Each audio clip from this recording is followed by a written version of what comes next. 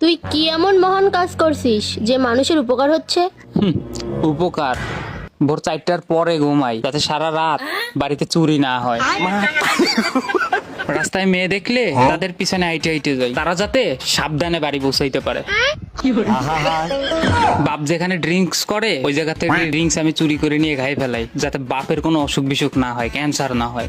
আমার ভয়তে ড্রিঙ্কস ফ্রিজে রাখে না, বাথরুমে লুকাই রাখে, ওই জায়গা থেকে নিয়ে খাই ফেলাইছি। বাপরে এতটা ভালোবাসি আমি।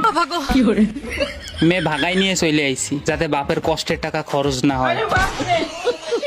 রাত 12টার সময় মানুষের কারেন্টের তার কাইটে কেটে নিয়ে যায় যাতে কারো কারেন্ট বিল না আসে। ডিপ্রেশন এলাকার মানুষের উপরে আমার এতটা ভালোবাসা, এতটা মায়া, তুই জানিস না আমি কতটা ভালোবাসি তাকে। প্রত্যেকের বাড়ির হোন্ডা, সাইকেল, স্কুটি এক একটা করে নিয়ে নিয়ে চুরি করে বেশি যাতে তারা অ্যাক্সিডেন্ট না করে, কারণ সাইকেলের থেকে জীবনের মূল্য অনেক বেশি।